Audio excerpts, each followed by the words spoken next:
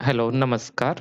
आज हम देखेंगे एक बार फिर से चैप्टर नंबर 3 और इसमें हम बैंक से जो एक्टिविटी करती है, जो बैंक एक्टिविटी करती है, लोन से जुड़ी हुई, ऋण देने से संबंधित गतिविधियाँ करती है, उसको हम समझने का प्रयास करते हैं।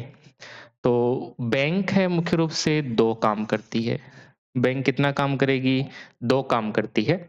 कितने काम करेगी बैंक? 2 काम करती है। पहला कि ये बैंकों से क्या लेता है? डिपॉज़िट यानी हम बैंकों सॉरी लोगों से क्या लेता है? डिपॉज़िट। बैंक के क्या काम है कि हम जो पैसा उनको दे रहे हैं, उनको जमा करेगा। हम जो उनको पैसा दे रहे हैं, क्या करेंगे उनको? डिपॉज़िट जमा करेंगे। पहला काम हो गया बैंक का, तो लोगों से जमा लेना और दूसरा उन जमाओं का एक भाग ऋण के रूप में देना। यानी कुछ लोग ऐसे होते हैं जिनको पैसा देना होता है, कुछ ऐसे लोग होते हैं जिनको पैसा लेना होता है।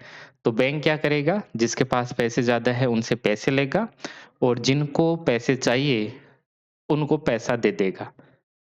बैंक मुख्य रूप से 2 ही प्रकार के काम करता है। यदि पूछा जाए बैंक के काम लिखो, लिख दोगे 2 काम, पैसे लेना और जिसको पैसा चाहिए उसको लोन के रूप में, ऋण के रूप में वापस पैसा देना। 2 काम बैंक करता है, जमा करना और वापस देना। समझ गए दोनों काम? तो एक तो ये कि बैंक जमा क्यों लेता है? उससे फ़ायदा क्या होता है? आपके पास पैसे हैं खूब सारे, बैंक आपसे पैसे क्यों लेगा? जबकि उसको उसकी सिक्योरिटी भी रखनी है, उसको सुरक्षित रखना है, तो बैंक आपसे पैसा क्यों लेता है? क्यों लेता है? कमाई करनी है उसको, पैसे कमाने हैं। लोग अपना पैसा बैंक में इसलिए जमा कराते हैं ताकि पैसा सुरक्षित रहे और उस पर ब्याज मिलेगा। बैंक में हम जमा क्यों करवाते हैं? हम इसलिए जमा करवाते हैं तो पैसा क्या रहेगा? सुरक्षित रहेगा। सिक्योर रहेगा कि नहीं? सेफ रहेगा। पैसा क्या रहेगा? एकदम सेफ रहेगा और उसके ऊपर इंटरेस्ट भी मिलेगा, ब्याज मिलेगा। 100 के ₹105 मिलेंगे, ₹106 मिलेंगे, 107, ₹108 उसको मिल सकते हैं। तो ब्याज यहाँ पर मिलेगा, एक तो पैसे जमा होंगे घर पे यदि पैसा रखेंगे तो कोई पता नहीं क्या चोरी हो जाए। यहाँ पर जो हम पैसे जमा करवाएँगे, वो एकदम सेफ रहेंगे, सुरक्षित रहेंगे, कोई समस्या नहीं है और दूसरा हमने जमा करा दिया, उसके ऊपर ब्याज मिलेगा। क्वेश्चन पूछा जाए बैंक में पैसा क्यों जमा करवाते हो? इसलिए हम बैंक में पैसा जमा करवाते हैं। बैंक कौन से काम करती है? 2 पैसा लेना और पैसा देना, 2 काम करती है बैंक। अब है कि तीसरा एक महत्वपूर्ण पॉइंट है, बैंक ऋण कैसे देता है? बैंक जो लोन है वो कैसे देता है? अरे बहुत आसान है। व्यवहारिक आपका जो प्रैक्टिकल लाइफ़ है, व्यवहारिक जीवन है उसके साथ में जोड़ा हुआ है कि बैंक ऋण कैसे देता है, लोन कैसे देता है बैंक? तो बैंक उस जमा राशि का केवल एक हिस्सा अपने पास में रखता है और बाकी राशि वह ज़रूरतमंद लोगों, किसानों, व्यापारियों या उद्योगपतियों को ऋण के रूप में दे देता है। कुछ अपने पास में रखेगा, बाकी दे देगा। अभी इसको समझेंगे हम। एक उदाहरण दे रखा है कि मान लीजिए बैंक के पास में 100 लोगों ने मिलकर कितना रुपया जमा कर दिया 100 और वापस से 000 1,00,000 रुपए लगभग 1,00,000 रुपए बैंक में जमा हो गए। बैंक के पास अब कितने रुपए हो गए? 1,00,000 रुपए। इनमें से वह 10,000 अपने पास रख लेगा। क्यों रख लेगा? कि कोई वापस माँगने आ जाए। तो कम से कम अपने पास कितना रखेगा? वो 10,000 रुपए रख लेगा। उसको रखना पड़ेगा, मजबूरी है। क्यों रखना पड़ेगा? भारत का जो रिज़र्व बैंक है, आरबीआई जो पैसे नोट जारी करता है, उसने कहा था, जितने पैसे जमा होते हैं, उनमें से थोड़ा आपको रखना है। कोई भी आ जाएगा तो लेने कहाँ से दोगे? तो कुछ पैसा अपने पास में रखेगा और बाकी जो पैसा है 90,000 रुपए दूसरों को लोन के रूप में दे देगा, ऋण दे देगा। ऋण लेने वाला व्यक्ति वह पैसा अपने व्यवसाय में लगाता है या उसे किसी दूसरे के खाते में जमा कराता है। जिसने पैसा लिया वो क्या करेगा उससे? जो लोन लिया है, जो ऋण लिया है उस पैसे का क्या करेगा? व्यापार करेगा। किसान है, खेत में कुछ खेती से जुड़े कुछ इंस्ट्रूमेंट है, उपकरण खरीदेगा। सिंचाई के कुछ साधन खरीद सकता है वो या शादी-विवाह में पैसा लगा सकता है किसान। तो इस रूप में ये पैसा आता है। इस तरह है वही पैसा बार-बार घूमता है और नई मुद्रा का निर्माण करता है। किसका? नई मुद्रा बन गई। तो और देखते हैं इसको, आपको और समझाते हैं। चलो समझ लेते हैं इसको कि बैंक काम क्या कर रहा है, क्यों करता है काम। देखिए बैंक के 2 काम करता है, पैसा लेना और पैसा देना। ए व्यक्ति है जो बैंक में डिपॉज़िट करवाता है। कितने रुपए? 1 लाख रुपए मान लेते हैं, नहीं क्या? क्या जाता है अपना 1 लाख रुपए। बी व्यक्ति है जिसको क्या चाहिए? पैसा चाहिए। क्या चाहिए? पैसा चाहिए। यानी उसको लोन चाहिए, है ना? लोन चाहिए यानी इसको ऋण चाहिए। बैंक के पास खुद से तो कुछ पैसे है नहीं, बैंक थोड़ी कमाता है। अपन उसको पैसे देते हैं ना, उसी से वो कमाई करता है, उसी से कमाएगा। तो इस 1 लाख रुपए में से मान लेते हैं 90,000 रुपए उसको दे दिए। किसको? इस बी को दे दिए, 90,000 रुपए दे दिए। हाँ, सर दे तो दिए 90,000 रुपए। 10,000 अपने पास में रख लिया, सुरक्षित रख लिया। अब क्या होगा? बैंक में जब हम पैसा जमा करवाते हैं, तो बदले में अपने को ब्याज ब्याज कितना देता है वो? इंटरेस्ट रेट कितनी होती है? 3% 4%, है ना? 3 से 4%, 3 से 4% परसेंटेज हो सकती है 3-4। और जब हम बैंक से पैसे लेने जाते हैं, तो बैंक हमारे से कितना लेगा? हम तो आपसे 15% लेंगे। 15% जमा करा रहे हैं, बैंक अपने को कम दे रहा है और जब हम लेने जा रहे हैं बैंक से और कोई लेने जा रहा है, तो बैंक ब्याज दर बहुत ज़्यादा रखता है। इसका मतलब क्या हो गया 15% का? यदि आपने 100 लिया तो कितना वापस देना पड़ेगा? 115 रुपए। और इसके अनुसार यदि आपने बैंक में 100 रुपए जमा करवाया है, तो बैंक आपको कितना देगा? 3-4% की दर से 104 रुपए। समझ गए? फिर से देखो इसको। बैंक आपको दे रहा है 104 और जिससे लोन लिया है उससे कितना ले रहा है? 115। कितना गैप हुआ? 9 का? नहीं 11 का।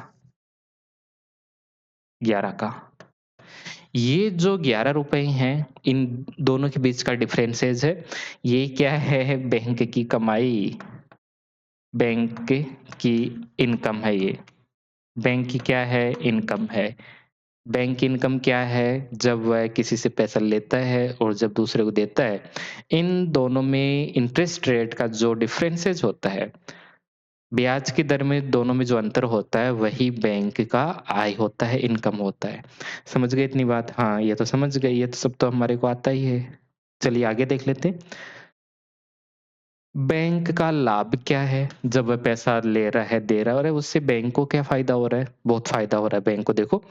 बैंक जमाकर्ताओं को ब्याज देता है, लेकिन ऋण लेने वालों से अधिक ब्याज लेता है।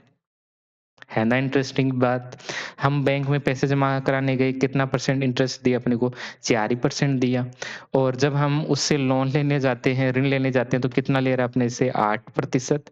इन दोनों के बीच का गैप कितना है? 4 परसेंटेज प्रतिशत है। यही क्या है? बैंक की कमाई। इन दोनों के बीच में है ना, ये क्या है? कमाई है। 4% की कमाई करता है बैंक।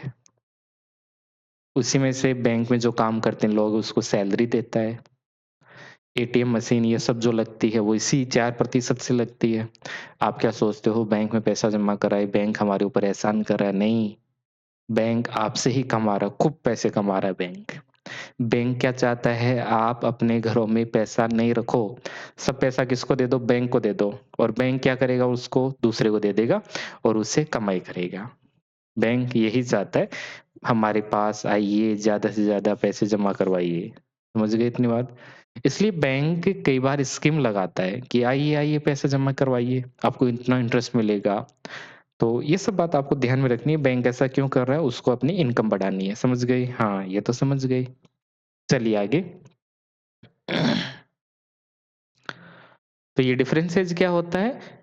जो 4% डिफरेंस है वही क्या है? बैंक का लाभ है। For example A bank gives 4% interest on deposits but charges कितने होते हैं? 8% on loans. This 4% difference is the profit of the bank. ये 4% है, ये क्या हो गया? बैंक का प्रॉफिट हो गया। कितना? 4%। क्या हो गया? Profit of bank. ये कितना है? 4। हम जमा करवाने गए, डिपॉज़िट हम कर रहे हैं बैंक के अंतर्गत कितना 4%। बैंक वापस अपने को दे रहा है यदि इंटरेस्ट, उस समय इंटरेस्ट कितना होता है एट 8%। इन दोनों के बीच का जो डिफरेंसेज है 4%, यही क्या है बैंक की कमाई होती है। उम्मीद है समझ गए। ऐसे समझ सकते हो, बैंक आपको कितना देगा 104, इधर कितना हो गया 108, ₹4 की कमाई हो गई उसको, इनकम हो गया, प्रॉफिट हो गया उसको। अब है कि इसका importance of lending activities. Loan जो एक्टिविटीज करता है बैंक, उससे फायदा क्या होता है? बैंक के द्वारा जो एक्टिविटीज की जा रही है उससे फायदा क्या हो रहा है? ओके, अपने देश को क्या फायदा हो रहा है या इनको क्या फायदा हो, हमें क्या, बैंक सबको क्या क्या फायदा हो रहा है? तो इससे ट्रेड, इंडस्ट्री और एग्रीकल्चर, इनको इंकरेजमेंट मिलता है, खुश होते हैं वो लोग, प्रोत्साहन मिलता है कि ठीक है, अच्छी बात है, पैसे मिल रहे हैं, उनको हम लगा रहे हैं। इनके इनसे क्या होता है, इनको प्रोत्साहन मिलता है और हम काम करेंगे। बैंक पैसा देगा, हम पैसा लगाएँगे, व्यापार बढ़ेगा, कृषि बढ़ेगा, उद्योग बढ़ेंगे, इससे देश का विकास होगा। देश के विकास में योगदान है। लोगों को घर खरीदना है, कुछ गाड़ियाँ खरीदनी है, कुछ एजुकेशन में पैसा लगाना है, तो इसमें मदद मिलती है। रोज़गार खूब सारे बढ़ते हैं, पैसा आता है। रोज़गार कैसे बढ़ेंगे? जैसे आपके पास ज़मीन है, 10 बीघा ज़मीन है, लेकिन उसमें आपको एक ट्यूबवेल लगवाना है और उसके बाद सिंचाई के साधन आपको लाने हैं, तो आपके पास पैसे नहीं है। बैंक वाला आपको लोन दे देगा, "ये लीजिए, आपके पास इतनी ज़मीन है, मैं तुमको लोन दे रहा हूँ।" अपने पास पैसे आएँगे, हम एक ट्यूबवेल खुदवाएँगे, पानी शुरू कर देंगे उसमें और काम शुरू कर देंगे। क्या मिला? लोगों को रोज़गार मिल गया। ऐसे ही कोई उद्योग लगाना है, उद्योग में बड़ा सारा अपने को कुछ प्लांट लगाना है, कुछ बड़ी मशीन लानी है, बैंक से हमने पैसा लिया और उद्योग लगाया हमने, प्लांट लगाया और उससे भी क्या हुआ, हमें रोज़गार मिला। तो जब लोन देता है, ऋण देता है बैंक, उससे क्या मिलता है? रोज़गार भी मिलता है। अर्थव्यवस्था में धन का क्या होता है? फ्लो बन जाता है, ग्रो होता है। धन का क्या हो गया? फ्लो, प्रवाह बन गया। अरे! देश का विकास कब होगा? जब पैसा अपने पास नहीं रहेगा, पैसा घूमता रहेगा, तब होगा क्या? अपने देश का विकास। जैसे आप हो, पहले के समय में ऐसा ही होता था, कोई व्यक्ति है उसके पास में खूब सारे पैसे हैं, इतने करोड़ रुपए मान लेते, कम क्यों माने? 10,000 करोड़ रुपए उसके पास में और उसने सेव करके रखे हैं अपने घर के अंतर्गत, उन्होंने पैक करके रखे हैं, बोरी भर के रखे हैं पैसों का या सोना-चांदी भर के रखा है। देश को क्या फ़ायदा हुआ? पड़ा है रो में, पड़ा है तो पड़ा है। लेकिन ये यदि इन पैसों को बैंक में जमा करवाएगा और बैंक किसी दूसरे को देगा, इससे इसको भी फ़ायदा हो रहा है, बैंक दूसरे व्यक्ति को पैसा दिया, उसके पास पैसे आए, उन्होंने इंडस्ट्री लगा ली, उस व्यक्ति ने कृषि में पैसा लगा दिया, इससे लोगों को क्या मिला? रोज़गार मिला। तो पैसा घूमता रहना चाहिए, फ्लो ऐसे-ऐसे घूमता रहना चाहिए। कैसे-कैसे? ऐसे-ऐसे घूमता रहना चाहिए पैसा। कहीं भी पैसा यदि कहीं जमा होता है, वो तो अच्छी बात नहीं है। क्या कहना चाहते हो? कहना चाह रहा हूँ पैसे खूब खर्च करो। इकोनॉमिक्स के लिए सबसे अच्छा क्या होता है? पैसा खर्च करना। पैसा खर्च करो। सरकार अपने पास पैसे कहाँ रखती है? अरे मनरेगा में खूब सारे पैसे बाँटे जाते हैं। ये क्या है, फ्लो बनाए रख रहे हैं, पैसा खूब सारा मार्केट में जब आएगा पैसा, बाज़ार में जब पैसा आएगा, लोगों के पास पैसा आएगा, तभी तो कुछ खरीदेंगे तो वो वस्तुओं का निर्माण करेंगे, उद्योग धंधे विकसित होंगे। इंडस्ट्री, पूरा देश ऐसा ही चलता है, जब पैसा घूमता रहता है। ज़्यादा नहीं बताएँगे इसके बारे में, फिर हम इकोनॉमिक्स का प्योर चैप्टर हो जाएगा ऐसे तो, है ना? उत्पादन और विकास की गति बढ़ती है, मैंने अभी बताया कि प्रवाह बढ़ेगा तो क्या होगा? देश का विकास होगा, तेज़ गति से क्या होगा? देश का विकास होगा। लोन मिलेगा लोगों को, रोज़गार मिलेंगे, उद्योग धंधे विकसित होंगे, बड़ी-बड़ी सड़कें बनाई जाएगी। सड़कें थोड़ी बनाएँगे, उद्योग धंधे विकसित करेंगे, कृषि क्षेत्र का विकास होगा, लोगों को रोज़गार मिलेगा। इसी को क्या बोलते हैं? इसी को क्या बोलते हैं? डेवलपमेंट, विकास होगा देश का, है ना? तो ये सब किससे होगा? बैंक की ऋण संबंधी गतिविधियाँ।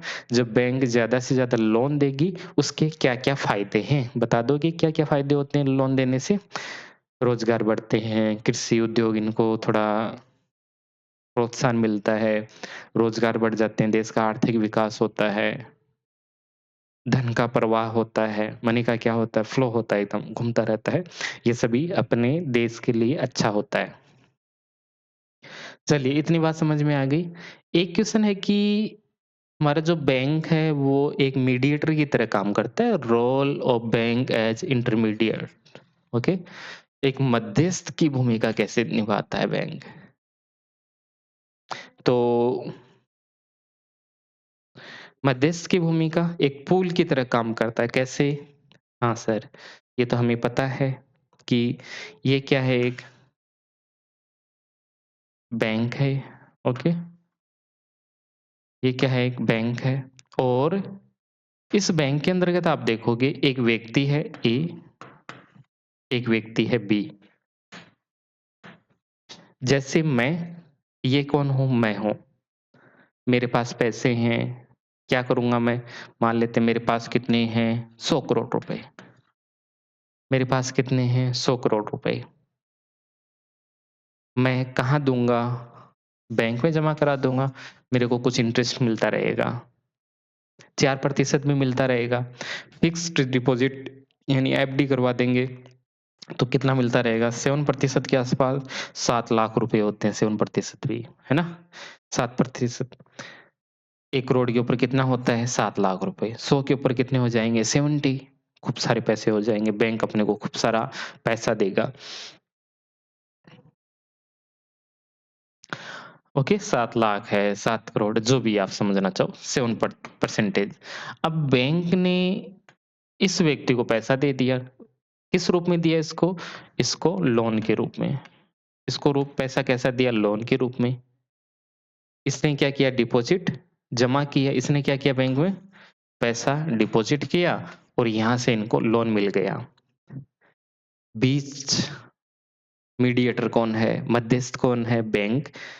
जिसके पास ज़्यादा है उसका जमा करेगा, जिसके पास कम है बैंक उसको दे देगा। जिसके पास ज़्यादा है उसको उससे बैंक ले लेगा यानी जमा कर लेगा और जिसके पास कम है जिसको चाहिए बैंक उसको दे देगा। मीडिएटर मध्यस्थ की भूमिका निभाता है।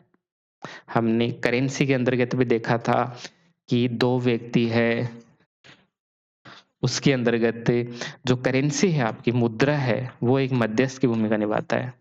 सामान खरीद लीजिए, इसके पास है वो पैसे इसको बेचेगा, किसी को पैसा मिलेगा और इसके पास कुछ खरीदना है तो ये भी पैसे दे के खरीदेगा। ये भी एक एक्सचेंज के रूप में काम कर रहा है, एक मीडिएटर की तरह काम कर रहा है। यही काम क्या करेगा बैंक? इससे बैंक को क्या हो रहा है? प्रॉफ़िट हो रहा है, लाभ हो रहा है, उसकी इनकम आय उसको प्राप्त हो रही है। हाँ, ये बात समझ गए आप? समझोगे क्यों नहीं? आसान सी बातें हैं, है ना? तो मध्यस्थ का अर्थ होता है 2 पक्षों के बीच में सेतु या पुल का काम करने वाला बैंक उन लोगों के बीच पुल का काम करता है जिनके पास पैसे अतिरिक्त होता है और जिनके वो पैसे की ज़रूरत होती है। बैंक लोगों से जमा स्वीकार करता है और उसी पैसे को ऋण के रूप में भी दे देता है। इस तरह बैंक जमाकर्ता डिपॉज़िट जो करता है और उधार लेने वाला जो लोन लेना होता है के बीच में मध्यस्थ की भूमिका निभाता है। किसके बीच में? डिपॉज़िट और दूसरा बोरोवर्स उधार लेने वाला और जिसके पास पैसे होते हैं वो जमा कराने वाला, इन दोनों के बीच में एक मीडिएटर की तरह काम कर रहा है। कौन कर रहा है? बैंक काम कर रहा है। तो इनको आप देख लीजिए।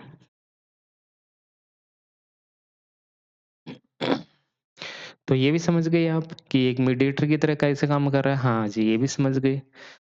अब अपन देखेंगे लोन। क्या देखेंगे? लोन।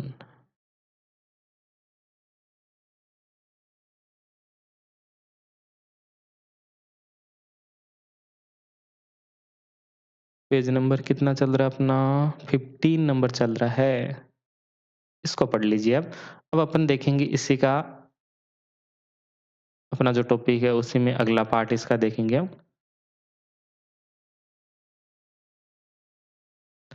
कि क्रेडिट क्या होती है, क्रेडिट से जुड़ी हुई सिचुएशन है, उन सबको भी हम अभी देखेंगे।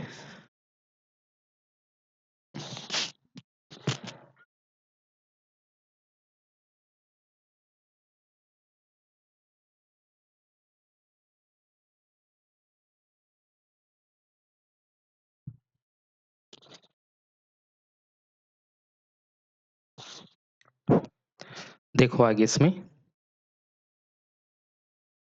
आवाज़ तो ठीक आ रही होगी। चलिए आगे देखते हैं इसको कि जो क्रेडिट होता है, जो क्या होता है? क्रेडिट होता है। सर जी, ये क्रेडिट तो हमें कभी समझ में नहीं आया क्या होता है? क्रेडिट की विभिन्न स्थितियाँ सिचुएशन ऑफ क्रेडिट हम देखेंगे। क्रेडिट का मतलब होता है आप पर कोई कितना विश्वास करता है। जैसे आपका दोस्त है, आपके ऊपर सबसे ज़्यादा विश्वास करता है, तो वो क्या करेगा आपको पैसा दे देगा। और बैंक भी क्या है आपके ऊपर विश्वास करेंगे। कब करेंगे? जब उनको ये लगे, उनको एहसास हो इस बात का कि मैं पैसा दे रहा हूँ, बंदा हमें लौटा देगा। पैसा कब देगा बैंक? जब उसको लगेगा कि अगला वापस लौटा सकता है। इसको अपन क्या बोलते हैं? क्रेडिट। क्या बोलते हैं? क्रेडिट। पैसा कोई कब देगा? जब उसको लगेगा कि बैंक लौटा देगा। नहीं सॉरी, जो जिसको हम दे रहे हैं, वो पैसा हमें फिर से लौटा देगा। इसको अपन क्या क्या बोलते हैं? साख। तो अपने को ये पढ़ना है कि बैंक को भरोसा किन के ऊपर है?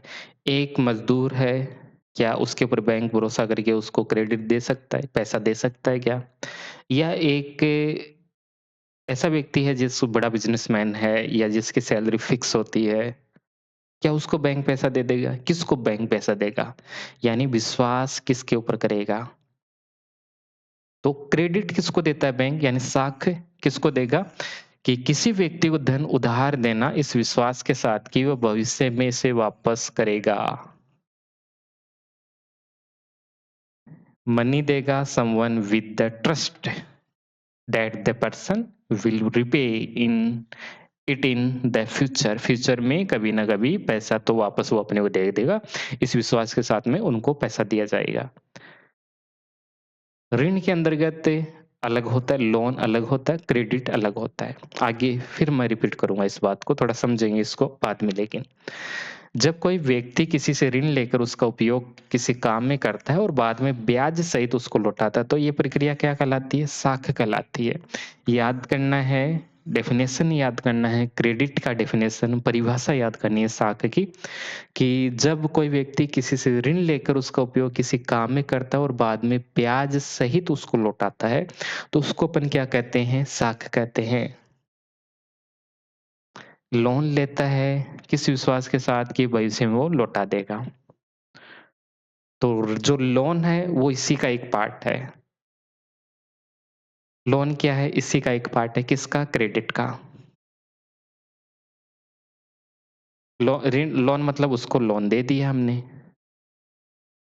लेकिन ज़्यादा लोन कम दिया जाता है। जैसे कि किसान आया उसको लोन उसको चाहिए ₹20,000, तो बैंक वाला सोचेगा नहीं, नहीं ये भरोसा नहीं है, लौटाएगा कि नहीं, उसको मैं ₹5,000 दूँगा। लेकिन क्रेडिट जब कोई बिज़नेसमैन आता है उसको लगेगा इसके पास खूब पैसा है, ये अपने को लौटा देगा। उसको बोलेगा ले जाओ 100 करोड़ ले जाओ, उसको वापस लौटा देगा वो। क्यों? उसके ऊपर विश्वास है। तो जिसके ऊपर लौटाने का विश्वास होता है कि अगला पैसा दे देगा, उसको अपन क्या बोलते हैं? साख। फिर क्रेडिट उसको कहते हैं, समझ गए? आगे देखो, आपका जो क्रेडिट है उसका मीनिंग क्या हो नहीं होता, केवल ऋण नहीं होता बल्कि ये भी देखा जाता है कि उस ऋण का उपयोग किस उद्देश्य से किया जाएगा और उसका परिणाम व्यक्ति के जीवन या समाज के ऊपर क्या पड़ेगा। ओके, ये हमने देख लिया। आगे देखो आप, ऋण की 2 सिचुएशन हम देखेंगे। क्वेश्चन आपका आता है ये, आपसे सिचुएशन पूछी जाती है, आपको एग्जाम्पल की सहायता से आपको एक्सप्लेन व्याख्या करना पड़ेगा कि जो क्रेडिट बैंक हमें देती है या अपन कहीं दूसरे से, क्रेडिट तो हम कहीं से भी ले सकते हैं। जैसे अपना कोई रिश्तेदार है, उससे हम पैसा ले रहे हैं। रिश्तेदार आपको पैसा कब देगा? जब उसको विश्वास हो कि वापस दे देगा। ये भी क्या है? क्रेडिट है। बैंक आपको पैसा दे रहा है इस विश्वास के साथ में, उस आपके ऊपर विश्वास करता है कि पैसा वापस दे देगा। ये भी क्या? क्रेडिट है। तो पैसा आप जहाँ भी लेते हो और अगला इस विश्वास के साथ देता है कि हाँ, ये पैसा लौटा देगा कभी ना कभी। इसी को अपन क्रेडिट कहते हैं। तो सिचुएशन हमें देखनी है, 2 सिचुएशन है कि कोई क्रेडिट लेता है, जैसे मैंने लिया, उससे मुझे फ़ायदा हो रहा है कि नहीं हो रहा है, और दूसरे ने लिया, उसको उससे फ़ायदा हो रहा है कि नहीं हो रहा है। फ़ायदे-नुकसान हम दोनों एक साथ देखेंगे। 2 सिचुएशन हमें देखनी है कि पॉजिटिव क्रेडिट क्या होता है और नेगेटिव क्रेडिट क्या होता है। बहुत शानदार क्वेश्चन आता है, अक्सर एग्ज़ाम में पूछा जाता है ये, पॉजिटिव क्रेडिट और नेगेटिव। नकारात्मक साख क्या होता है, सकारात्मक साख क्या होता है। उदाहरण दे रखा है एक सलीम का आपके किताब के अंतर्गत, एक दे रखा है सुपना। इसको समझ लेते हैं ना। देखिए, कोई ए है और एक है बी। इसने पैसे लिए और व्यापार में लगा दिए। व्यापार में लगा दिए, मान लेते हैं कुछ कपड़े बनाए इसने। इसने पैसे कितने लिए? अ, 1 लाख रुपए मान लेते हैं, या 1 लाख रुपए, ठीक है? 1 लाख रुपए लिया और इसने इस पैसे को व्यापार में लगाया, ट्रेड उससे किया। कुछ कपड़े बनाए उन्होंने, कपड़े को सेलिंग कर दिया और इससे फ़ायदा कितना हुआ उसको? मान लेते हैं 1.5, 1.5 लाख रुपए का। इसने पैसा लिया, इससे इसने कितना पैसा बना लिया? एक तो लिया ही था, 1.5 लाख बना लिया, यानी 50,000 रुपए इसने कमाए। क्या ये अच्छी बात है? क्या ये सकारात्मक बात है? क्या ये पॉजिटिव क्रेडिट है? जब आप किसी क्रेडिट का यूज़ करते हो, किसी शाखा का प्रयोग करते हो और उससे आपको फ़ायदा होता है, आपका बिज़नेस ग्रोथ करता है, आपका व्यापार बढ़ता है, उद्योग धंधे विकसित होते हैं, तो उसको अपन क्या बोलते हैं? सकारात्मक। दूसरा एग्ज़ाम्पल दीजिए, देखिए आप कि बी है, एक महिला है, उसने भी कितने रुपए लिए? 1 लाख रुपए। हाँ, 1 लाख रुपए इसने भी लिया। इसने किसमें पैसा लगाया? कृषि में, एग्रीकल्चर में इसने पैसा लगाया और उसी वर्ष बरसात नहीं आई, सूखा पड़ गया या बहुत ज़्यादा बरसात आ गई, इससे पूरी फसल खराब हो गई, नुकसान हो गया। इसका लाभ कितना, प्रॉफ़िट कितना है? क्या इनकम हुई इनकी? इनकम, कृषि में लगाया, इनकम कितनी हुई? 0। मतलब प्रॉफ़िट हुआ या लॉस? लॉस हुआ, नुकसान हो गया इसको। क्या हो गया इसको? नुकसान हो गया। कितना नुकसान हुआ? 1 लाख रुपए का। किसी महाजन से इसने पैसे लिए, अपने पड़ोस में किसी से लिए, किसी सेठ से भी पैसे लिए, अपने किसी रिश्तेदार से पैसे लिए और इसने जो पैसे लिए थे उसमें इंटरेस्ट रेट थी केवल 10% और इसने जो पैसे लिए उसने इंटरेस्ट लगाई 24% यानी ₹2 सैकड़ा। 24% का क्या मतलब हो गया? ₹2 सैकड़ा। ये क्या हो गया? ₹1 से भी कम। तो यहाँ पर इसने पैसा भी लिया, अपने रिश्तेदारों से लिया, किसी परिवार के सदस्य से लिया, किसी सेठ से लिया, तो वहाँ पर इंटरेस्ट रेट ब्याज की दर बहुत ज़्यादा लगा दी और एग्रीकल्चर में लिया, कृषि के लिए लिया, पैसा लगा दिया, उसने कुछ मिला भी नहीं, उसको नुकसान हो गया। पैसा कहाँ से चुकाएँगे? पैसा नहीं चुका पाए, कॉन्ट्रैक्ट था 6 महीने का, 1 साल का। 1 साल जैसे ही हुआ रिश्तेदार उनके घर आ गए, पैसे दीजिए, 1 लाख रुपए दो मेरे और इसका इंटरेस्ट हो गया 24,000, 1,24,000 रुपए दे दीजिए मुझे। कहाँ से देगी? ये नहीं दे पाएगा। ये जो किसान है, जो एग्रीकल्चर करता है, कृषि करता है, ये पैसा नहीं दे पाएगा। इसको अपन क्या बोलेंगे? इससे नुकसान हुआ है ना, फ़ायदा हुआ है क्या? नहीं हुआ। जब क्रेडिट का यूज़ ठीक तरह से नहीं हो रहा है, शाखा का प्रयोग ठीक तरह से नहीं हो रहा है, तो उसको अपन बोलेंगे नकारात्मक शाख और ये क्या है? सकारात्मक। अब क्या हुआ? इसको 1 लाख का तो नुकसान हो गया। ये 1 लाख और 24,000, 1,24,000 का नुकसान हो गया इनको। अब इनको फिर पैसे लेने, इनको चुकाने, फिर वो किसी दूसरे व्यापारी या किसी दूसरे सेठ या रिश्तेदार से पैसा लेगी, 2 लाख रुपए लिए। इंटरेस्ट रेट कितनी हुई फिर से? 24%। तो सबसे पहले इनको पैसा देगी वो और उसके बाद में जो बचे एग्रीकल्चर में लगाया, फिर लॉस हो गया। उस वर्ष फिर से बरसात नहीं आई, कैसे चुकाएगी? 2.5 लाख और सवा लाख ही हो गए।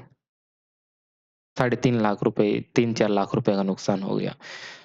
ये सर्किल अब चलता रहेगा, चलते रहेगा, चलते रहेगा। अंतिम परिणाम क्या रहेगा? ये इंसान आपको नहीं मिलेगा। ओके? तो ये ऐसा ही होता है, एग्रीकल्चर फील्ड में आपको देखने को मिलता है कि क्रेडिट का यूज़ ठीक तरह से नहीं हो रहा है, मजबूरीवश या किसी प्रकार से नहीं हो रहा है। इसको अपन क्या कहेंगे नेगेटिव क्रेडिट, नकारात्मक साख और इसको अपन कहेंगे पॉजिटिव क्रेडिट, सकारात्मक साख इसको हम कहेंगे। तो 2 सिचुएशन दे रखी है आपकी बुक के अंतर्गत एग्ज़ाम्पल भी दे रखा है। जब लोन लिया जाता है, जब उसको अपने को प्रॉफ़िट होता है, तो उसको अपन कहते हैं पॉज़िटिव। जब हमने ऋण लिया उससे अपने को लॉस होता है, हानि होती है, तो उसको अपन क्या बोलेंगे नेगेटिव क्रेडिट इसको हम बोलेंगे। उदाहरण हम समझाएँगे पॉज़िटिव और नेगेटिव का आपकी बुक में उदाहरण दे रखा है। पहला है सलीम और दूसरा है स्वप्ना। सलीम क्या है? एक जूता बनाने वाला मोची है। तो इसने भी बैंक से ये किसका है? पॉज़िटिव का है। पहला एग्ज़ाम्पल कि वह एक बैंक या किसी व्यापारी के पास में जाता है और उससे ऋण लेता है। क्या ले लिया? ऋण ले लिया। उस ऋण को लेने के बाद में कुछ जूते बनाता है और उसका जब कोई फेस्टिवल होता है, तो उसको सेल कर देता है। सेल से उनकी कमाई अच्छी होती है, तब वह वापस पैसा जमा करा देता है और उनके पास में कुछ प्रॉफ़िट बच भी जाता है। हमने अभी बात की 1 लाख रुपए है, उसमें इंटरेस्ट भी दे दिया, उसको 1.5 लाख की कमाई हुई थी, 50,000 प्रॉफ़िट हुआ था, 50,000 में बैंक का इंटरेस्ट 10,000 घटा दीजिए फिर भी 40,000 40,000 की कमाई हुई थी। 40,000 रुपए क्या है? यही तो है एग्ज़ाम एक्स्ट्रा प्रॉफ़िट। अर्न क्या किया इसने? एक्स्ट्रा प्रॉफ़िट अर्न कर लिया, कुछ एक्स्ट्रा कमा लिया। फिर से देखो बैंक से कितना लिया? 1 लाख रुपए। जूते बनाए, त्योहार में बेचे उससे बनाने के बाद में और उसको कमाई कितनी हुई 1.5 लाख 1.5 रुपए की कमाई हुई उसको। कितना कमाया 50 लाख। बैंक कुछ ब्याज भी लेगा, मान लेते हैं 10,000 रुपए ब्याज ले लेगा। कितना बचेगा 40,000 रुपए फिर भी उसके पास में बचा है। ये 40,000 क्या है प्रॉफ़िट है उसका। फिर बैंक के पास जाएगा, बैंक को पता है इस बार इसने पैसे दे दिए, अगली बार भी दे देगा, इस बार वो ज़्यादा पैसा देगा, पहली बार से डबल पैसे देगा वो। फिर ये जो मोची है, ये स्लिम है और खूब सारा सामान लाएगा, फेस्टिवल में बेचेगा और खूब सारे पैसे कमाएगा। फिर और कमाई की, फिर वापस लोन लेने जाएगा, इस बार 50 लाख का लोन लेगा वो। उससे सामान लाएगा, बेचेगा खूब सारा, 10 लाख वो प्रॉफ़िट कमाएगा। कुछ पैसे बैंक को दे देगा, फिर भी 5-7 लाख का प्रॉफ़िट एक बार में हो रहा है। तो ये क्या हो गया पॉज़िटिव है। जब लोन मिलता है, क्रेडिट मिलता है, उसका प्रयोग आप कहाँ पर कर रहे हो? उससे आपको प्रॉफ़िट हो रहा है, तो इसको हम बोलेंगे पॉज़िटिव। नेगेटिव का एग्ज़ाम्पल और देख लीजिए आप। नेगेटिव का कि एक महिला है स्वप्ना, एक किसान महिला है, वह महाजन यानी मनी लेंडर से क्या ले रही है, यहाँ पर पैसे ले रही है, फसल अच्छी होगी तो उनको लगा कि लोन हम चुका देंगे, लेकिन उस समय बरसात नहीं होती है और नुकसान हो जाता है। आउटकम क्या आया इसका कि अब स्वप्ना के पास में ऋण चुकाने के लिए पर्याप्त पैसा नहीं बचा, लोन कहाँ से चुकाएगी वो? महाजन उस पर दबाव डालता है और अगले साल स्वप्ना को फिर से नया ऋण लेना पड़ता है और ये चक्कर चलता रहता है। वह पुराने ऋण को चुकाने के लिए नया ऋण ले रही है, धीरे-धीरे वह कर्ज के डाल जाल में डेब्ट ट्रैप में फँस जाती है और कभी-कभी किसानों को अपनी ज़मीन का कुछ हिस्सा बेचना भी पड़ता है। समझ गए होंगे? हाँ, हम समझ गए पूरी बात। फिर से देखो, स्वप्ना क्या है? एक स्मॉल फार्मर है, एक छोटे से किसान है। वह किससे पैसे लेती है? वो किसी ज़मींदार से पैसा लेंगी या किसी रिश्तेदार से। उनको लगता है ना? उनको उम्मीद थी कि फसल अच्छी होगी और वह आसानी से उसको रीपे कर देगी, लोन को रीपे कर देगी, वापस चुका देगी लोन को। लेकिन दुर्भाग्य होता है अनफॉर्च्यूनेटली क्या होता है that year there is less rainfall बरसात नहीं होगी, क्रॉप फेल आपकी फसल है बर्बाद हो गई and she suffer a big loss बड़ा नुकसान होता है। बहुत बड़ा नुकसान इस महिला को होता है। इसका रिज़ल्ट क्या है? Sapna does not have enough money to repay the loan. पैसा उसको चुकाना है, चुकाने के लिए उसके पास में पैसे नहीं, कहाँ से चुकाएगी वो? उसके पास मनी लॉन्डर का प्रेशर आता है और वह क्या करेगी? फिर से किसी दूसरे के पास या उसी से फिर से लोन लेगी। दिस साइकिल कंटिन्यू, ये साइकिल चलता रहेगा, वो चुका नहीं पाएगी, किसी दूसरे से लेगी, फिर नहीं चुका पाएगी, किसी तीसरे से लेगी, फिर नहीं चुका पाएगी पैसा।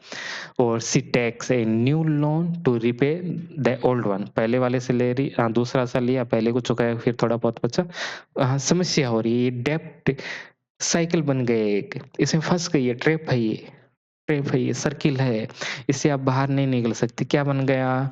एक सर्किल बन गया, है ना? एक सर्किल बन गया, इससे बाहर नहीं निकल सकता। ये अभिमन्यु का सर्किल है, महाभारत वाला, इससे आप बाहर नहीं निकल सकते। समझ गए? हाँ, समझ गए। ऐसे ही तो होता है सब कुछ, ज़्यादा नहीं बता पा रहे आपको अभी, उसके लिए माफ़ी चाहते हैं। जितना यूज़फुल है उतना ही हम बता रहे हैं, बातें बहुत सारी हो सकती है। इतने-इतने टॉपिक पर 5 घंटे, 6 घंटे, 10 घंटे अपन बातें कर सकते हैं, लेकिन इतना यूज़फुल नहीं है। आपके पास में 4 सब्जेक्ट है, 22 चैप्टर है आपके, और भी बहुत सारे विषय सब्जेक्ट आपको पढ़ने होते हैं, है ना? तो जितना ज़रूरी है उतना ही हम पढ़ रहे हैं। अब है कि ग्रामीण जो क्षेत्र है, वहाँ पर जो क्रेडिट होता है, जो रूरल एरिया है, ओके? जो रूरल एरिया है, वहाँ पर आपको इस क्रेडिट का रोल आपको देखना है। क्या देखना है? रोल देखना है। किसमें? जो रूरल एरिया है, उसमें आपको क्रेडिट का रोल देखना है। तो मुख्य रूप से जो यहाँ पर लोन लिया जाता है, किसके लिए के लिए लिया जाता है? एग्रीकल्चर, खेती के लिए यहाँ पर पैसा लिया जाता है मुख्य रूप से। खेती करेंगे। अरे गाँव में क्यों लेंगे पैसा? खेत में कुछ लगाने के लिए, सिंचाई के लिए, कुछ बीज खरीदने के लिए, कुछ पाइप उनको खरीदना है, सिंचाई करना है, खेत में कोई ट्रैक्टर उनको चलवाना है, कुछ मशीन उनको चाहिए, उसके लिए पैसा लेंगे किसान। खेती में बीज, खाद, सिंचाई, मजदूरी आदि पर खर्च होता है, और इनके लिए किसान अक्सर महाजनों या साहूकारों या बैंकों से ऋण लेता रहता है। ओके? इसको हटा दीजिए, ये अलग चीज़ है और ये अलग है। ये हटा दीजिए ना, ठीक है? ये पैसा लेता है। आपको बस इतना ध्यान में रखना है कि गाँव के अंतर्गत पैसा क्यों लिया जाता है? बता दोगे? गाँव के अंतर्गत पैसा क्यों लिया जाता है? इन सब के काम में के लिए, खेती करने के लिए मुख्य रूप से। उसमें क्या खरीदना है? सीड्स, फर्टिलाइज़र खरीदना है, इरिगेशन उनको खरीदना है, और labour for these needs, and farmer take loan from money lenders, traders और बैंक। किससे पैसा लेगा? कोई ज़मींदार हो गया, कोई सेठ हो गया, रिश्तेदार हो गए, इनसे क्या लेंगे, या बैंक हो गए, इनसे वो पैसा लेता है। इस लाइन को हटा दीजिए। आगे देखो, टर्म्स ऑफ क्रेडिट। जब आप पैसा लेते हो, उसकी कंडीशन क्या होती है? महत्वपूर्ण बात है। इस क्रेडिट से, लोन वाले से सबसे ज़्यादा बार ये क्वेश्चन पूछा जाता है कि कंडीशन क्या होती है? टर्म एंड कंडीशन क्या होती है जब आप पैसे लेते हो? ऐसा तो है नहीं आपका चेहरा देख के आपको बैंक पैसा दे देगी। नहीं, पैसा नहीं देगी ऐसे तो। ऐसा नहीं कि आप खट फटे पुराने कपड़े पहन के गए और आपके पास कुछ नहीं है, तब भी आपको बैंक पैसा देगी, नहीं। आपके पास कुछ होना चाहिए, उनको इस बात का विश्वास होना चाहिए कि आपके पास बहुत कुछ है, तभी बैंक क्या करेगी? आपको पैसा देती है, ऐसे बैंक पैसा नहीं देगी। तो टर्म ऑफ क्रेडिट क्या होता है? ऋण की शर्तें क्या होती है? कि हर ऋण लेने वाले व्यक्ति और देने वाले व्यक्ति के बीच में कुछ निश्चित शर्तें होती है, इसी को अपन कहते हैं ऋण की शर्तें। मेरे पास पैसे हैं, नहीं, मेरे को क्या चाहिए? पैसा लेना है, बैंक के पास पैसे हैं, तो मैं बैंक के पास में जाता हूँ, उनकी कुछ कंडीशन होती है और मैं उसको स्वीकार करता हूँ। तो पैसा लेने वाला, पैसा देने वाला, इनके बीच में जो शर्तें होती है, उसी को अपन क्या बोलेंगे? ऋण की शर्तें। लोन से जुड़ी हुई टर्म्स इसको कहते हैं, टर्म्स ऑफ क्रेडिट्स को कहते हैं अपन। क्या-क्या होता है ये? क्या डिसाइड होगा? जब आप बैंक से पैसे लेने जाते हो या कहीं रिश्तेदारों से पैसे लेने जाते हो, उसमें कंडीशन क्या लगाता है? क्या-क्या शर्तें होती है, कंडीशन क्या होती है? पहले तो ये डिसाइड होता है रेट ऑफ इंटरेस्ट, कि ब्याज कितना लूँगा। बैंक बोलेगा मैं आपसे 15% ब्याज लूँगा। आपके जो रिश्तेदार बोलेंगे ₹2 सैकड़ा लूँगा मैं तो। ₹2 सैकड़ा मतलब 24% 24%।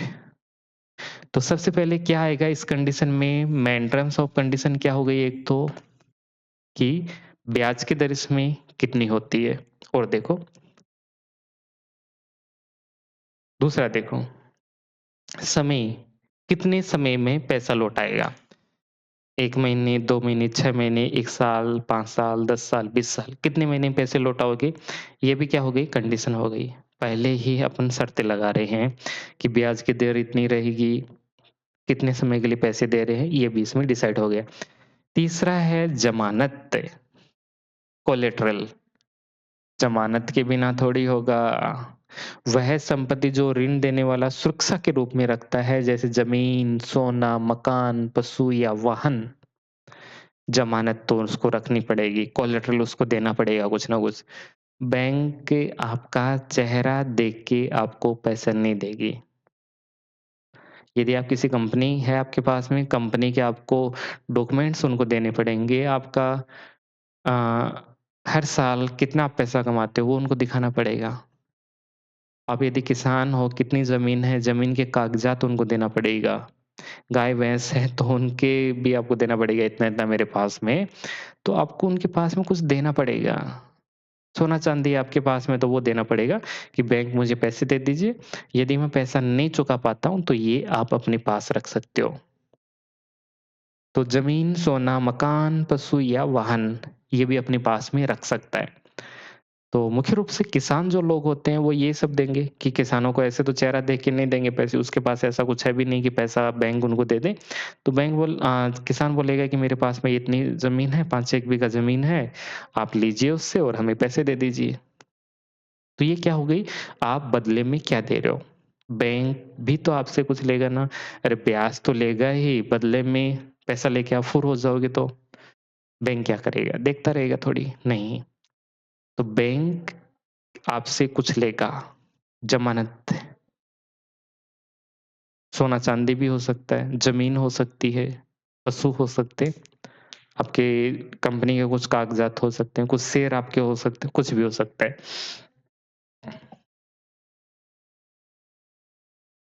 तो अगर ऋण लेने वाला पैसा नहीं लौटा पाता है, तो ऋणदाता इस संपत्ति को बेच के अपना पैसा वसूल कर सकता है। तो यदि रीपे नहीं हो रहा, पैसा वापस नहीं लौटाया जा रहा है, तो क्या करेगा वो ज़मीन को बेच देगा बैंक, घर की नीलामी कर देगा, सोना-चांदी बेच देगा। ऐसे तो होता है। ये देख लेना, है ना? तो ऋण की शर्तें, ब्याज की दर, हाँ, ये तो याद रहेगा ब्याज की दर क्या होगी, कितने समय के लिए लिया जा रहा है और उसके बाद में ज़मानत होगी, ऋण की शर्तें उसमें आ जाएगा। यही ऋण की शर्तें होगी। आप जब क्रेडिट ले रहे हो, लोन ले रहे हो, उसमें उसमें कंडीशन कौन-कौन सी बैंक लगाता है, क्या-क्या कंडीशन शर्तें लगाता है, यही होता है ऋण की शर्तें। आगे हमें देखना है कुछ और पॉइंट्स सोर्स ऑफ क्रेडिट कि पैसा कहाँ-कहाँ से मिलता है, ये अपने को देखना अब। अब अपन इस टॉपिक पर भी आ जाते हैं, यहाँ से भी क्वेश्चन पूछा जाता है सोर्स ऑफ क्रेडिट कि पैसा कहाँ-कहाँ से मिलता है। तो अपने को पता है या तो बैंक से मिलते होंगे, सामान्यतः पैसा कहाँ मिलता है? बैंक से मिलता है या आस-पास के जो लोग होते हैं, आपके परिवार रिश्तेदार वाले होते हैं, वो आपको पैसा देते हैं। तो 2 ही होते हैं, बैंक के कुछ निश्चित नियम होते हैं और जो आपके रिश्तेदार होते हैं, इनके ऐसे कोई नियम नहीं होते। जो बैंक होते हैं उनके ऊपर एक और बैंक होती है भारतीय reserve bank, reserve bank of India, वो नियंत्रण करती है। महाजन, साहूकार इनके ऊपर कोई नियंत्रण नहीं होता है। तो जिनके ऊपर नियम होते हैं, जिनको नियमों के अनुसार चलना पड़ता है, जिनके लिए रूल और रेगुलेशन होते हैं, जिनके लिए कानून, लॉज़ बने होते हैं, उससे यदि वहाँ से अपन लोन लेते हैं, तो वो एरिया क्या कहलाता है, वो क्षेत्र क्या कहलाता है? ऑर्गनाइज़्ड सेक्टर, संगठित क्षेत्र वो कहलाता है। तो इसके अंतर्गत क्या होता है, क्या-क्या होता है ऑर्गनाइज़ सेक्टर के अंतर्गत? बैंक, कोऑपरेटिव, सोसाइटी और सरकारी संस्थाएँ, गवर्नमेंट इंस्टीट्यूशंस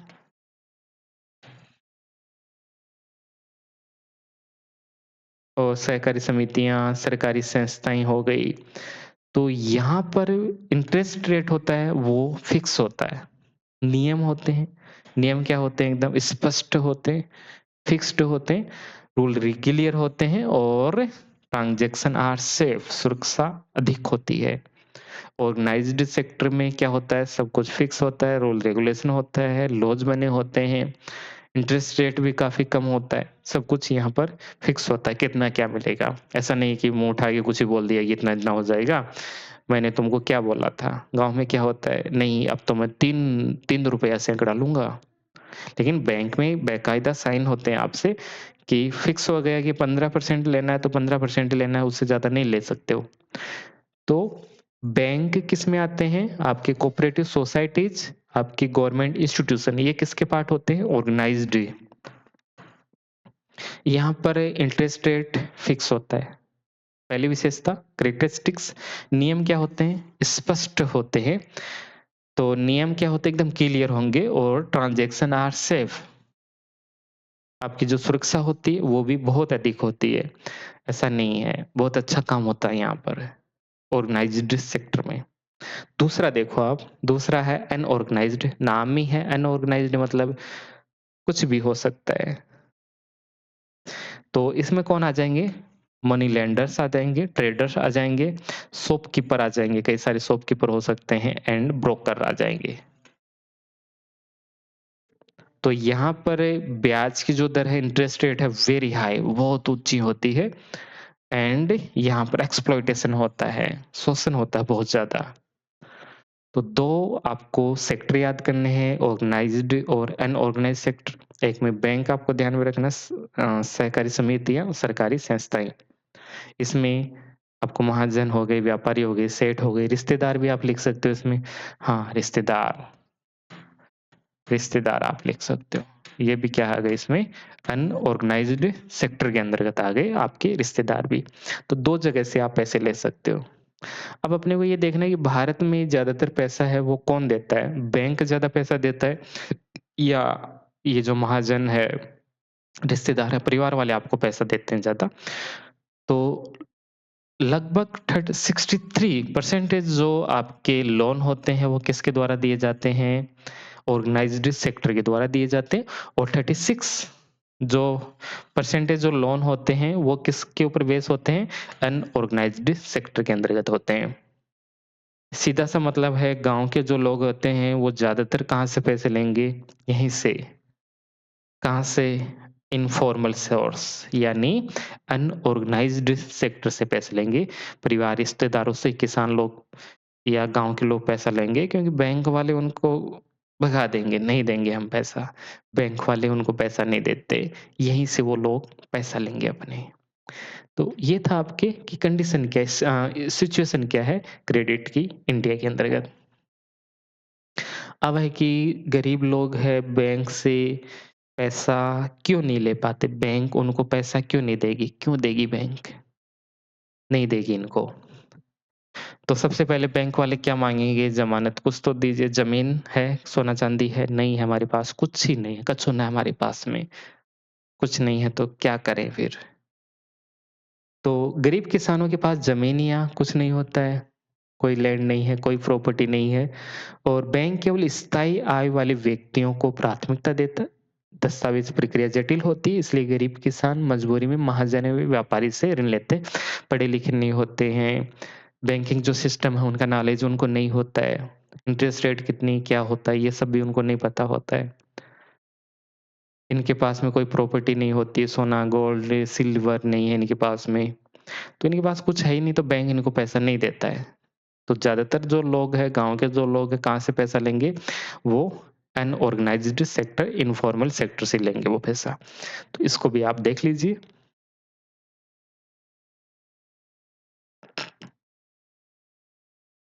तो समस्या क्या है? इन सब से हमें समस्या क्या हो रही है? समस्या आखिर है क्या? तो हमें समस्या ये है कि गाँव के अंदर के जो लोग रहते हैं, किसान जो लोग हैं, उनको बैंक से पैसा नहीं मिल रहा है और जब बैंक से पैसा नहीं मिल रहा है, अपने आस-पास पैसा ले रहे हैं, तो इंटरेस्ट रेट बहुत हाई हो रहा है, ब्याज की दर बहुत अधिक हो रहा है। वो लोग उनका एक्सप्लॉइटेशन कर रहे हैं, उनका शोषण कर रहे हैं। तो मेन समस्या क्या है? गाँव के अंदर के जो किसान हैं, उनका शोषण हो रहा है, उसको हमें रोकना है। तो बैंक अमीर या मध्यस्थ वर्ग मध्यम वर्ग को ऋण नहीं देता, लेकिन अमीर या मध्यम को देता है, लेकिन गरीब किसान मज़दूरों को अनदेखा करता है। इसलिए भारत में अभी भी ऋण की असमानता मौजूद है। अमीरों को सस्ते ब्याज पर ऋण मिलता है और गरीब लोग हैं, परिवार से कहीं से पैसे लेंगे तो उनकी ब्याज की दर बहुत ज़्यादा होती है। बैंक की ब्याज की दर कम होती है, आधा अंतर होता है।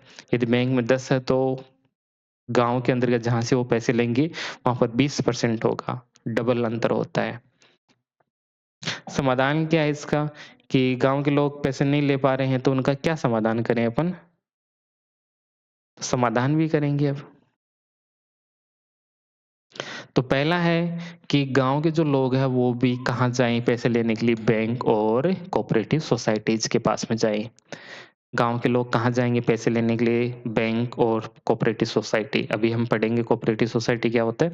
सहकारी समितियों के पास में वो जाने चाहिए, क्या लेने के लिए? पैसे लाने के लिए। सहकारी जो समितियाँ होती हैं, उनके पास जाएँगे पैसे लेने के लिए। ऐसा उनको कैपेबल बनाना है, योग्य बनाना है। गरीब जो किसान होते हैं, उनके लिए सरल और बिना ज़मानत वाले ऋण बनाए जाएँ। गवर्नमेंट ऐसा कुछ काम करे, सरकार ऐसा काम करे कि बिना कोलेटरल ज़मानत के भी उनको पैसे मिल जाए, संपत्ति कुछ भी नहीं दे, बदले में उनको पैसा भी मिल जाए। ऐसा सरकार को प्रयास करना चाहिए। जो रेगुलेट इन्फॉर्मल लोन सोर्स, इसको कंट्रोल करना, नियंत्रण करना किसके ऊपर? अनौपचारिक स्रोत को। कि महाजन है, परिवार वालों से पैसा लेते हैं, उनके ऊपर नियंत्रण करो, उनके लिए भी कुछ रूल रेगुलेशन, किताबी बातें हैं, ऐसा कुछ नहीं होना है। पॉसिबल नहीं है चीज़ें, इतना आसान नहीं है। टाइम लग सकता है इन चीज़ों में, लेकिन थोड़ा-थोड़ा यदि करें तो हो सकता है ना? तो अभी तो हम किताबी लेवल पढ़ रहे हैं, लेकिन वास्तव में यदि प्रयास करें तो कुछ तो हो ही सकता है। किसानों को यदि हम जागरूक करें इन सब चीज़ों के लिए कि पैसा बैंक से लेना आसान होता है और गवर्नमेंट भी बैंक के ऊपर प्रेशर डाले कि आप जितना लोन देते हो उसका 10, 20, 30, 40% जो लोन है आपको गाँव के अंदर के जो किसान रहते हैं, गरीब लोग हैं, लेबर है, मज़दूर है, उनको पैसे देना चाहिए। तो पॉसिबल है। फाइनेंशियल अवेयरनेस, वित्तीय साक्षरता उनको, पैसे से जुड़ी हुई पढ़ाई उनको करवानी। वित्तीय साक्षरता मतलब पैसों की जानकारी दीजिए, बैंक से पैसा कैसे लेते हैं, गवर्नमेंट की जो स्कीम आती है, सरकार की जो योजनाएँ आती हैं, उनसे पैसा कैसे लें, पैसे से जुड़ी हुई पढ़ाई-लिखाई गाँव के रहने वाले लोग, किसानों की होनी चाहिए। ये बात इसमें की जा रही है। तो आपसे यदि पूछ लें कि अमीर जो लोग होते हैं, वो पैसा कहाँ से लेंगे? तो हम बताएँगे बैंक से लेते हैं और कोऑपरेटिव सोसाइटी से लेते हैं। बैंक ग्रामीण बैंक हो सकती है, शहरी बैंक हो सकती है, सहकारी समितियाँ शहरी बैंक तो ऐसा कुछ नहीं होता, ग्रामीण बैंक जिसको अपन कहते हैं हो सकती है, कोऑपरेटिव सोसाइटी बैंक ये सब हो सकता है। गरीब और जो निम्न वर्ग है, अभी भी महाजन और व्यापारियों पर निर्भर है। गरीब जो लोग हैं कहाँ से पैसे ले रहे हैं?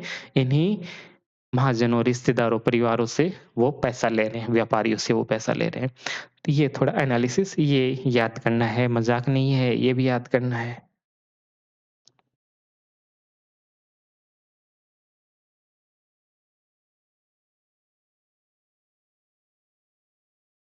चलिए आगे हम देखते हैं।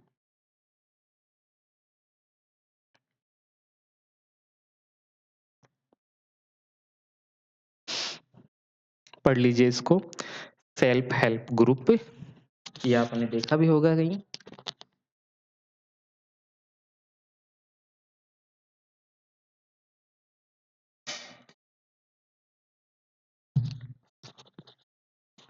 सेल्फ यानी खुद अपनी मदद खुद से करेंगे। एक ऐसा समूह बनाया जाएगा, जो कि अपनी मदद खुद से करेगा। ऐसा समूह बनाएँगे, जो अपनी मदद खुद से करेगा। तो गरीब लोगों का एक छोटा समूह होता है, आमतौर पर कितने मेंबर होते हैं इसमें? 15 से 20, जो हर महीने एक निश्चित राशि जमा करता है और ज़रूरत पड़ने पर उसी पैसे से अपने किसी सदस्य को ऋण देता है। बहुत सीधी-सी बात है, 20 लोग हैं, हर महीने 500-500 रुपए जमा किए, कितने हो गए? 10,000 रुपए। इस 20 में से किसी को कुछ लेना है, जैसे महिलाओं के लिए मुख्य रूप से ये जुड़ा हुआ है कि कोई महिला उसको एक सिलाई मशीन खरीदनी है ना? काम करने के लिए, तो यहाँ से वो कहेगी मेरे को चाहिए 4,000 रुपए। उस महिला का नाम ए महिला को 4,000 रुपए दे दिए।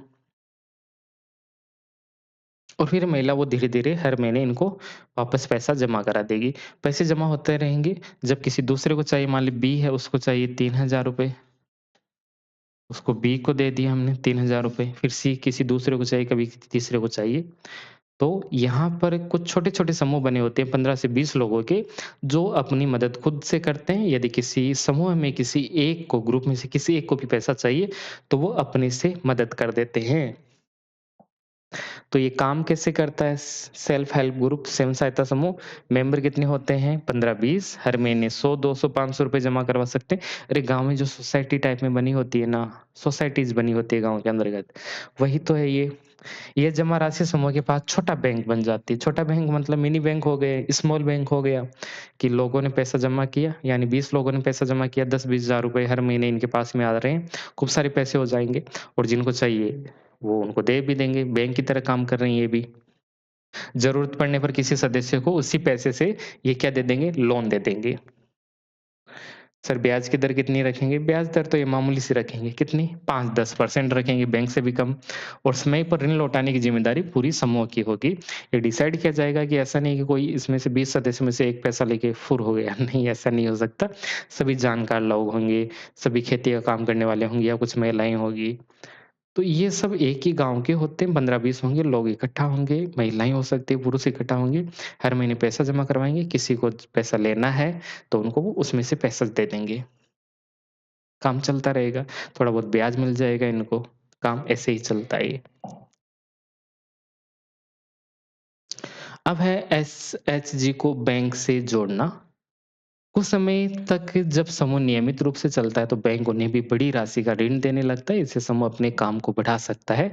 जैसे सिलाई है, बुनाई है, अचार बनाना, पशुपालन आदि छोटे-छोटे वो लोग काम करना शुरू कर देंगे। जैसे ये 15-20 का समूह है,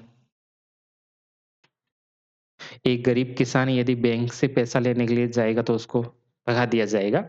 उनको पता है एक व्यक्ति है भग जाएगा, लेकिन 15-20 ये जो इंसान है, आदमी है या महिला है, इन्होंने एक बैंक सा बना लिया छोटा-सा, हर महीने जमा कर रहे हैं।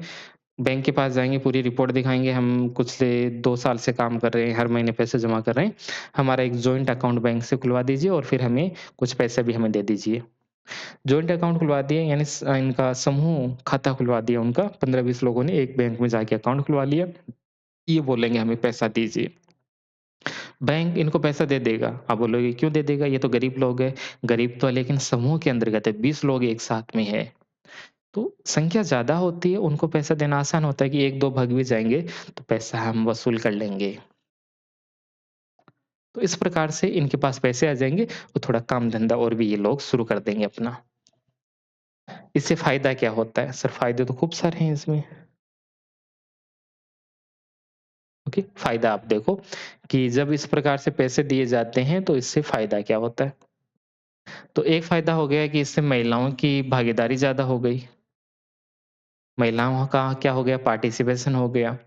एक उनको पैसे मिल रहे हैं आसानी से, एक उनकी बचत की आदत डल गई, आत्मनिर्भर हो गए और गरीबी में कमी आ गई। ये क्या हो गया इनके प्रॉफ़िट हो गए, उनको लाभ की प्राप्ति हो रही। प्रॉफ़िट तो उसके लिए धन के लिए, मनी के लिए यूज़ में लेते हैं यहाँ पर बेनिफिट्स हम यूज़ में ले लेंगे, उनको कुछ बेनिफिट हो रहे हैं। तो बेनिफिट तो हो रहे हैं हर महीने एक तो पैसे जमा हो रहे हैं, सेविंग हो रही है। जो बेसिक नीड्स है उनकी पूरी हो रही है, महिलाएँ एक जगह मिल रही है, महिलाओं को फ़ायदा हो रहा है, बातचीत कर लेती है, अपने घर परिवार की समस्याएँ होती है, वो सब सुलझा लेती है इससे। आगे देखो, समूह एसएचजी के पैसा का उपयोग कहाँ होता है? समूह का पैसा या तो बैंक से लिया गया ऋण कई प्रकार के कार्यों में प्रयोग होता है। छोटे व्यापार ये अभी अपने पढ़ा कि यूज़ कहाँ से होगा बैंक से यदि पैसा लिया जाता है या एसएचजी से जब पैसा लिया जाता है उसको कहाँ-कहाँ काम मिलेंगे? गाँव के जो छोटे-छोटे काम होते हैं उसमें काम में ले सकते हैं।